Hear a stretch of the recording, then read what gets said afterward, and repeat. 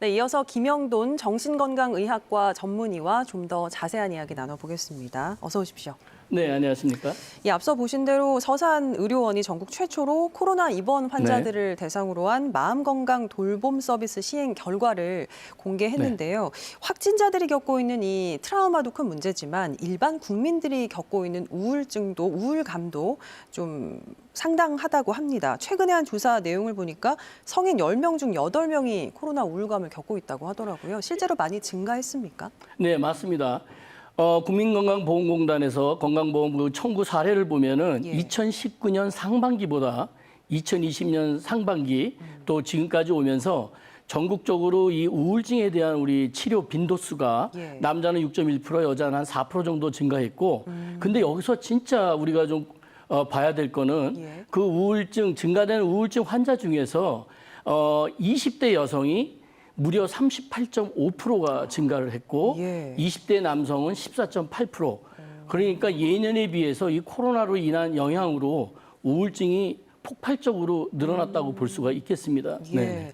그 코로나19 국내 발생 초기였죠. 그 지난해 2월에도 출연을 하셔서 코로나 블루에 대해서 말씀해 주셨던 기억이 납니다만 이후에 코로나 레드, 코로나 블랙 등등의 신종 용어가 많이 생겼습니다. 그만큼 이제 일상생활에 지장을 받는 분들이 많다라고 이해할 수 있을 것 같은데 병원 찾는 분들의 증상이 좀 어떤가요? 맞습니다. 그래서 지금 그동안에 이제 코로나 사태 이후에 좀 시간이 경과하지 않았습니까? 그래서 경제적 어려움이나 또 사람을 자주 못 만나니까 어떤 외로움이나 우울감, 고독감이 많이 증가하면서 사람들이 많이 힘들어했어요. 그래서 우리가 이제 코로나 블루라는 거는 코로나19하고 블루라는 게 이제 우울감하고 합해서 이제 코로나로 인한 우울감을 우리가 코로나 블루라고 하는데 이 불안감과 우울감이 좀 장기간 지속이 되면서 보통 사람들이 이제 자기가 사소한 일에도 참을 수 있는 그런 자기를 통제할 수 있는 정신적 에너지가 소진이 되면서 분노가 많이 늘어나고 짜증이 늘어나면서 많은 사회적 문제를 가져오고 있는데 우리가 보통 의욕이 떨어지고 잠을 잘 못 자고 그다음에 불안한 그런 경우가 많이 있는 경우를 이제 우리가 코로나 레드라고 얘기는 할 수 있어요. 굳이 나눠 본다면은 그러면서 이제 코로나 블랙이라는 말까지 나왔는데 그거는 이제 우리가 그 치료 대상을 얘기하는 거죠. 그래서 보통 우울증이 좀 심하다 보면은 우리가 살아가면서 어떤 상황에 대한 앞뒤 이해도가 많이 떨어지고 또 집중력이 많이 떨어지면서 기억력도 떨어지고 또 제일 문제되는 거는 자기 충동 조절 능력, 그다음에 어떤 평가할 수 있는 능력 이런 게 이제 많이 떨어지면서 사람들이 어떤 개인적인 대인관계도 문제가 되고 자기 일상생활에 업무를 수행하면서 효율성이 많이 떨어지고 있습니다.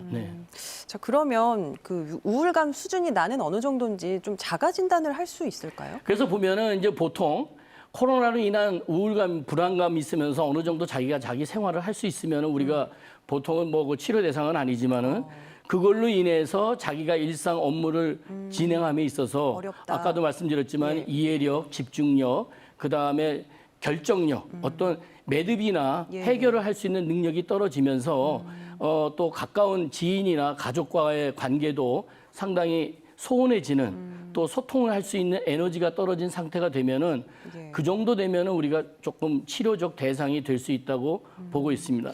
지금 확진자 수가 최고치를 계속해서 경신하고 있거든요. 생존을 위협받을 정도로 힘들다라는 분들도 있습니다. 길어지는 거리두기로 인한 불안감, 또 폭염 같은 날씨 영향도 무시할 수 없을 거고요. 모두가 힘들고 불안하다고 하지만 또 나름의 대처법을 찾는 게 중요할 것 같거든요. 그렇죠. 이게 제가 이제 의사니까 보통 우리가 우울증을 예방할 수 있는 방법, 뭐 규칙적으로 자고 수면 시간을 일정하게 하고 또 햇볕이 좋은 날은 많이 걷고 그러면서 이제 우리한테 활기를 주는 도파민이나 세로토닌의 뇌 전달 물질을 많이 올려주는 것도 중요하지만은 제가 지금 아주 중요하게 좀 제안을 하고 싶은 거는 뭐냐면은 지금 제일 정신적 고통을 받고 있는 사람들이 코로나에 감염된 사람, 또 코로나로 인해서 가족을 잃은 사람들, 또 학생들 같은 경우에는 학교에 가서 지식만 배우는 게 아니라 우리 특히 소아청소년 같은 경우에는 어떤 인성교육도 중요한데 지금 그게 비대면하고 온라인으로서 할 수가 없고 또 기존의 암이나 어떤 기저 만성 질환자들이 오히려 지금 관심 밖에 있어서 많은 그분들이 더 문제가 더 심각합니다. 그렇죠. 그래서 조금 더 나아가서 보면은